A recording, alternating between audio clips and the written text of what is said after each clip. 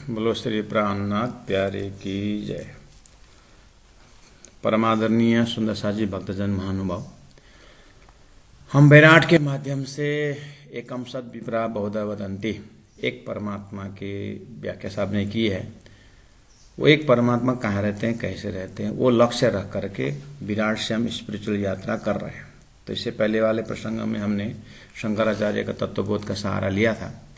तत्वबोध में कि आपने सुना कि चतुष्टय कि चार जो साधन क्या है उसको हमने सुना था। जैसे नित्य अनित्य वस्तु विवेक होना चाहिए साधक में, और फल कर्म फल भोगने का जो इच्छा है वो नहीं होना चाहिए, उससे वैराग्य होना चाहिए, और समदम सटक संपत्ति होना चाहिए, और मुमुक्षुत्वम और मोक्ष का ज्ञान होना चाहिए, मोक्ष का इच्छा होना चाहिए। तो ये हमने सुना।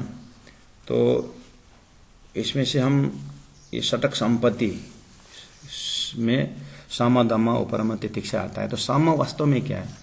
हम सुनते हैं, हम जानते आए हैं कि मनोनिग्रह, मन को बस में रखना। मन को बस में रखने के लिए प्राणा जी ने कहा है मन को बस में रखने के लिए प्राणा जी ने कहा है कि प्राणा जी ने ये कहा कि मनो को हारे हारिए, मनो को जीते जीत, मन ही देवे सत सहाय भी मन करे फजित, है ना। तो मन को बस में रखना। बस में रखना मतलब मन को क्या करना, लक्ष्य से उसको अलग हटना मत देना। तो कैसे किया जाए उसको? उसके लिए प्राणा जी महाप्रभु ने तो सीधा कह दिया कि मन को दिशा बदलना है। मन झूठे संसार में लग करके भूला हुआ है। मन अगर घोड़ा है तो मन को तारतम्य ज्ञान द्वारा उस दिव्य परम धाम में ले जाना है। मन साधन है तो घोड़ा खरीदने जाएंगे तो मजबूत घोड़ा खरीदेंगे, दौड़ने वाला खरीदेंगे ना। इसलिए मन का दौड़ना अच्छी बात है, लेकिन झूठे में मत दौड़ाओ। इसलिए तारतम्य ने परम धाम के चर्चनी परमात्मा का धाम स्वरूप लीला दे करके मन को वहां लगाया। तो उन्होंने मन को निग्रह करने की बात शंकराचार्य ने कही, साधक के लिए जरूरी है करके कहा। ये सुंदर साध के लिए परम धाम में मन लगाने के लिए हमें सेवा पूजा दे रखे, नित्य पाठ दे रखे हैं। सब मन को परमात्मा में लगाना है। उसके बाद दम कहा करके बोला चक्षुरादि वाहेंद्रिय निग्रह, अर्थात ये जो हमारे पास दो इंद्रियां हैं, ज्ञानेन्द्रिय और कर्मेंद्रिय हैं। तो ज्ञानेन्द्रिय द्वारा ज्ञान हासिल करना, कर्मेंद्रिय द्वारा कर्म करना, दोनों को परमात्मा के, दोनों इंद्रियों द्वारा परमात्मा के ही खोज में, भक्ति में, सेवा में लगाना, ये वास्तव में दम है। गुणांग इंद्रियों को बस में करना है। उपरम का अर्थ होता है, उपरम कहा बोले स्वधर्म अनुष्ठानम एवं। स्वधर्म हमने अपना अपना स्वधर्म है। प्रचारक का अपना स्वधर्म है, क्योंकि कर्म छोड़ करके तो कोई प्रचारक होगा नहीं। और प्रचारक हो गया करके थोड़ी ना कोई वैकुंठ स्वर्ग में जाकर प्रचार करेगा। तो इसी धरती में करना है, और धरती में तो शरीर है, और शरीर में भूख लगती है। तो भूख लगने के लिए कमाई करनी होती है, कर्तव्य करना होता है। भूख मिटने के लिए कर्म तो करना पड़ेगा ना। तो ये इससे क्या होता है, इसीलिए स्वधर्म दिया है। माता का धर्म मतलब पत्नी का धर्म क्या है, पिता का धर्म क्या है। ये स्वधर्म अपनाने से क्या होता है, मन दुराचार में नहीं जाता है। जिसने स्वधर्म को पकड़ लिया, ऐसे करते करते फिर आत्मा का धर्म क्या है, परमात्मा से प्रेम करना। गुणांग इंद्रियों से शुरू होकर के स्वधर्म लास्ट में कि स्वधर्मम निधनम से पराधर्म भयावह, गीता में। स्वधर्म क्या है? गुरु जी मंगलदास ने कहा आत्मा का धर्म जानना ही स्वधर्म है। आत्मा का धर्म परमात्मा से प्रेम करना है। वहां तक पहुंचने के लिए शुरू स्थूल से है कि लड़का का धर्म क्या है, लड़की का धर्म क्या है। ये सब शास्त्र में कर्म कांड में, यानी कर्म के पोर्शन में ये कॉन्सेप्ट दिया हुआ है। उसके बाद शंकराचार्य बोलते हैं तितिक्षा क्या है।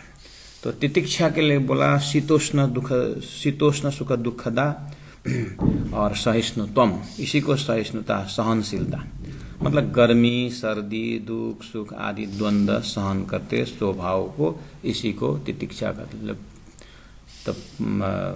फोरबियरेंस, सहनशीलता। ब्रह्म तत्व प्राप्त करने वाला जिसकी इच्छा है, जो जैसे हमारे तारतम्य परमधाम प्राप्त करना हो, तो प्राण जी महाप्रभु ने बहुत सारी ऐसी बात कही है कि कोई दे तो कसला तुमको, तुम भला चाहिए होती ना, सरत धाम में न छोड़े, सुरत पिछाओ फिरे जी, सुरत पीछे फिराओ जी, सत्य को धारण करो। बहुत सारे वाणी में अपने आप को बस में रखने की बात की है, सहनशीलता की बात की है। तो बोलते हैं शंकराचार्य जी ये भी जरूरी है। तो सुंदर सा से विराट में सब कुछ आ रहा है पीछे, इसलिए हम ये जानकारी देना चाहते हैं अपने स्वाध्याय में कि अच्छा, जो विराट मेन विषय वस्तु या आत्मा से परमात्मा तक का, बाद में आएगा ये सारी चीज। गुणांग इंद्र यही शुरू हो गया है, आत्मस्वपन से ही शुरू हो गया है। इस चीज को भी मद्देनजर रखना होता है कि संसार में लोगों ने शरीर को तो पढ़ लिया, पिंड को, ब्रह्मांड को नहीं पढ़ लिया, क्योंकि यही क्वालिटी बाद में जाकर के ब्रह्मांड में त्रिदेव के अंदर भी इसी चीज को देखना होता है, नारायण के अंदर भी इसी चीज को देखना होता है, विराट के अंदर। इसलिए पिंड में पहला अच्छी तरह देखें कि अपने गुणांग इंद्रियों में, फिर जाकर के ब्रह्मांड के गुणांग इंद्रियों देखना होता है। तो ये क्वालिटी में ही आता है। ब्रह्म तत्व जानने वाला या समझने के लिए आगे बढ़ने वाले साधक के लिए षटक संपत्ति में 6 संपत्ति लिए ना, उसमें श्रद्धा भी एक है। श्रद्धा भी है। श्रद्धा क्या? श्रद्धा की दृष्टि संस्कृत में पूछ रहे हैं कि श्रद्धा क्या चीज है, श्रद्धा कैसी है? तो बोले गुरु वेदांत वाक्यादिषु विश्वास श्रद्धा। गुरु के शास्त्र दृष्टम गुरुर्वाक्यम, ये विश्वास है। श्रद्धावान लभते ज्ञानम, गीता में कहा। तो तारतम वाणी में सदगुरु देवचंद्र जी महाराज के ऊपर श्रद्धा रखने वाले महामती प्राण जी आगे बढ़े। महामती प्राण जी के वचन को श्रद्धा रखने वाले सुंदर साथ लालदास जी, केशवदास जी ब्रह्म मुनि के स्वरूप में आ गए। इसका मतलब श्रद्धा बहुत जरूरी है।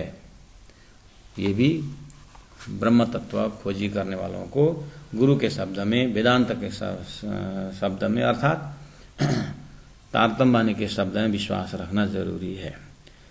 दूसरा है समाधानम किम। समाधान है चित्त एकाग्रता, चित्त को एकाग्र, कंसंट्रेशन। ये भी षटक संपत्ति में आता है कि अपने प्रिय वस्तु के प्रति हम कितना एकाग्र होते हैं। तो वो एकाग्रता गुरु के वचन में, शास्त्रों के शब्द में एकाग्र होना चाहिए और उसमें स्थिर बुद्धि होकर के श्रवण करना चाहिए। ये भी जरूरी है साधक के लिए। और कहा अंतिम में षटक संपत्ति में चतुष्ट 4 जो साधन के विषय में उन्होंने कहा, अंतिम में मुमुक्षुत्वम, मोक्ष की इच्छा, मोक्ष की इच्छा होनी चाहिए। इस संसार से मुझे छोड़ के ब्रह्म तत्व में जाने का। तो सुंदर साथ जी के हृदय के लिए तारतम वाणी में अपने परात्म में मिलने की इच्छा, सूरत क्रिया के मूल मिला है। तो इस तरह से कहते हुए सुंदर साथ जी, आपने ये आत्मस्वपन, मैंने बोला ना आत्मस्वपन में कर रहा हूँ, अर्थात ये विराट का शुरुआती में मैं हूँ, आपको लोकेशन बता रहा हूँ। अब आगे आपने 1 नंबर सुना था नित्य अनित्य वस्तु विवेका। उसमें नित्य क्या अनित्य क्या है, इसके ऊपर जोर दे रहे हैं आप। 1 नंबर वाला आपने विराट में हद पारा बेहद है, बेहद पारा अक्षर बोले, ये तो याद है ना। तो अनित्य वस्तु में क्या क्या आता है? ये हद सब अनित्य में आता है प्राण जी के हिसाब से। तो विवेचन होना चाहिए नहीं। तो विराट सीखने का क्या जरूरत है? लक्ष्य तय करना है। विराट हमें क्या देगा? लक्ष्य देता है। लक्ष्य क्या है? परब्रह्म है। तो अब्रह्म जो है वो तो लक्ष्य नहीं है ना अपना। अब्रह्म, परब्रह्म हमारा लक्ष्य है, तो अब्रह्म तो लक्ष्य नहीं। तो अब्रह्म में कौन कौन आते हैं? क्षर पुरुष अब्रह्म में आते हैं। इसीलिए क्षर सर्वाणी भूतानि कुटस्थ अक्षर उच्यते, गीता का भी तो एक बात है। इसीलिए नित्य अनित्य वस्तु विवेक में अगर पिंड में कंसंट्रेशन करेंगे, शरीर के अंदर ध्यान लगे, तो जो आत्मा है, जैसे पंखा घूम रहा है, वो जो करंट है उसका आत्मा है। करंट नहीं है तो पंखा नहीं घूमेगा। आत्मा नहीं है तो गुना होगा, इंद्रिय रूपी पंखा नहीं घूमेगा। इसलिए नित्य क्या है? आत्मा नित्य। अनित्य क्या है? उसको छोड़ करके बाकी सब अनित्य है। तो ये क्वालिटी तो होनी चाहिए। तो बोले तत्व विवेक कहा। तत्व विवेक क्या है? बोले आत्मा सत्यम तत् अन्यत सर्वम मिथ्यम इति। आत्मा सत्य है, बाकी सब अनित्य है। ये जानना ही तत्व विवेक है, तत्व ज्ञान है। इसका मतलब तत्व के हम तत्व तक जाने की बात हो रही। तो विराट ये तो सिखा रहा है।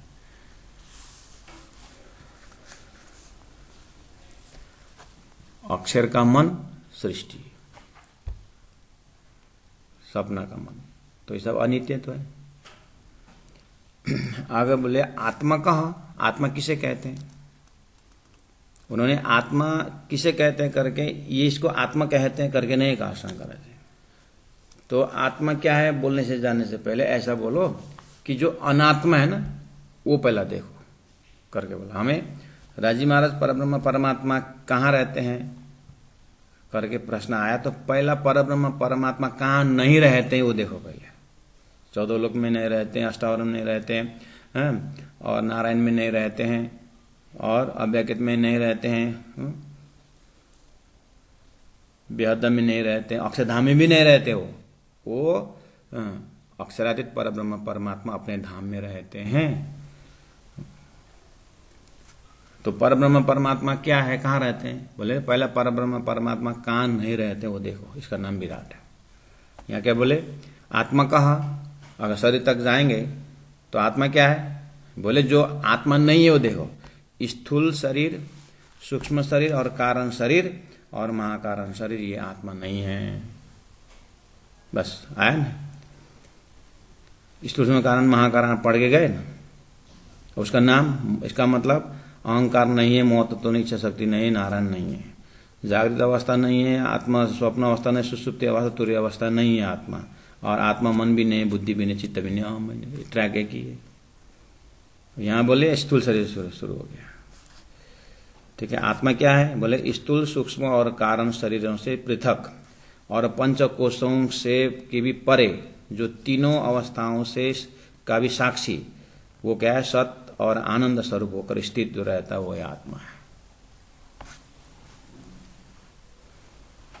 शरीर के अंदर जाएंगे तो आत्मा के लिए हम पहले से आत्मस्वपन में आपको गुरुजी ने रखा है कि यहाँ लिखें आत्मा के 9 गुण करके, सचित पेज नंबर 14 में है इस ग्रंथ का।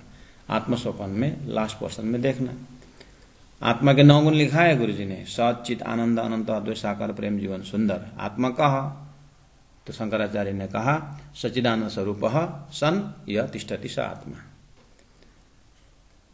और अनात्मा क्या है? स्वप्निक ब्रह्मांड अनात्मा है। तो फिर आत्मा का उल्टा गुण वाला अनात्मा है, उसको छोड़ना है। मोह अज्ञान भरमन कर्म काल और शून्य नीद निर्गुण निरंजन असत जड़ दुख अंत द्वैत निराकार मोह मृत्यु कुरूप। ये आत्मा, ये अनात्मा का 9 गुण है, इसको छोड़ना है।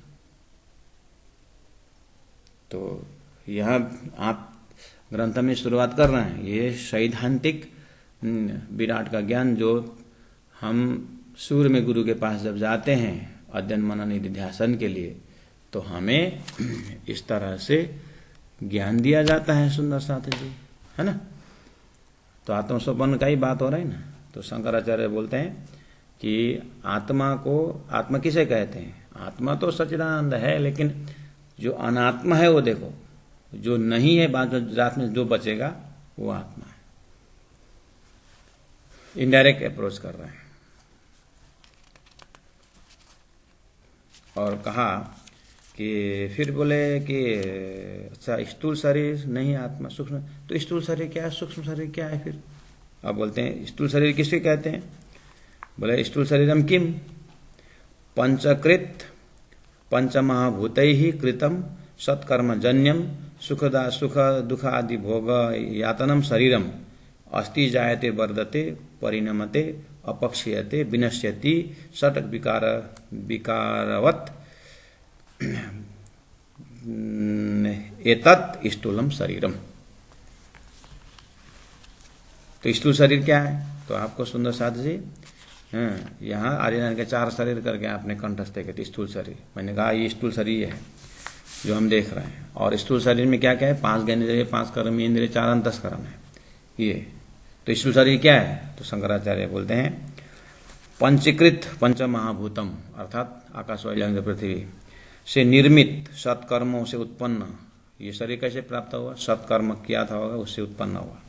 उसके बाद सुख दुख आदि को भोगों के भोगने का स्थान, ये शरीर में सत दुख सुख भोग अनुभव करता है।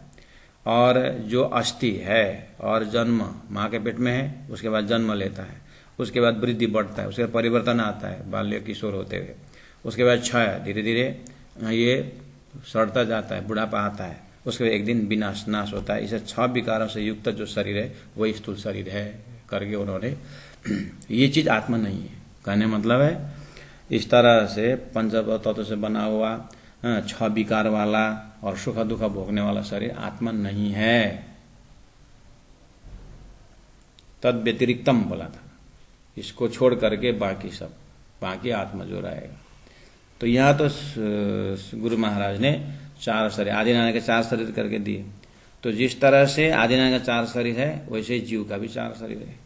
जिस तरह से जीव ये 5 शरीर धारण किया हुआ है, इस तरह से वो ईश्वर ने ब्रह्मांड धारण किया है। ईश्वर ने ब्रह्मांड धारण किया है, इसलिए ब्रह्मांड ईश्वर नहीं है और ये शरीर भी आत्मा नहीं है। लास्ट में जाकर के तारतम्य क्या कहता है? ईश्वर भी परब्रह्म परमात्मा नहीं है और जीव तो है ही नहीं। तो परब्रह्म परमात्मा कौन है? तारतम्य कहता है परब्रह्म परमात्मा ओ मेरी वासना तुम चलो अगम के पार, अगम पार अपार पार ताहे तेरो करार। परब्रह्म परमात्मा तो अपने निज धाम में रहते हैं। अच्छा, तो इस तरह से पिंड के अंदर का शंकराचार्य से मदद ले रहे हैं और ब्रह्मांड के अंदर स्थूल सूक्ष्म कारण जो है वो विराट के ग्रंथ से सहारा लेंगे। ये तत्वबोध आत्मा तक पहुंचा से ईश्वर के साथ जुड़ता है। विराट जो है वो ईश्वर तक पहुंचा के फिर ईश्वर को भी आगे अक्षर से जोड़ करके आत्मा को फिर परम धाम ब्रह्म आत्मा से जोड़ते हैं। इस चीज को क्लियर कट विवेचन होना चाहिए। इसी तरह फिर इस सूक्ष्म शरीर क्या है करेगा? हमने स्थूल शरीर पर सूक्ष्म शरीर देखा और अहंकार से परे महत्व तो देखा, स्वप्न जागृत अवस्था से सुषुप्ति अवस्था देखा, मन से परे बुद्धि देखा, आदिनारायण के 4 शरीर बोल के बोलते। और हम अपने स्थूल शरीर से असतोमा सदगमय, तमसोमा ज्योतिर्गमय, मृत्युर्मा अमृतम गमय, ये तो यात्रा हो रही है। तो विराट इस तरह से आगे बढ़ता है सुंदर सा। तो स्वाध्याय करने वालों के लिए थोड़ा सा ट्रैक बता रहा हूँ। मैं जितना भी भोजन करूँ पेट तो आपका पेट आघाता नहीं, पेट तो मेरा ही आघाता है। इसलिए जिज्ञासुजन इस तरह से विराट ही अध्ययन करेंगे, लेकिन ये जरूर याद रखें कि आत्मस्वपन ये विराट में तो सभी संतों का ज्ञान का सार यही है करके और ध्यान लगा करके इस चीज को विराट को अध्ययन करें। अद्ध कहाँ से कहाँ तक है? जो ब्रह्मन नहीं है। बेअद्ध कहाँ से कहाँ तक है? जो ब्रह्मन नहीं है। अक्सर किसी को पर ब्रह्मन नहीं है, ये नहीं है वाला से है जो है, उसके बाद तो है तो सच्चिदानंद है करके आत्मा के लिए शंकराचार्य ने कहा। और वो है तो चरचनी द्वारा सूरत एक के मूल मिला में है। सुंदर साथ जी, इस तरह से हम धीरे धीरे आगे बढ़ रहे हैं। आज के लिए यहीं विराम देते हैं। बोलो श्री प्राणनाथ प्यारे की जय।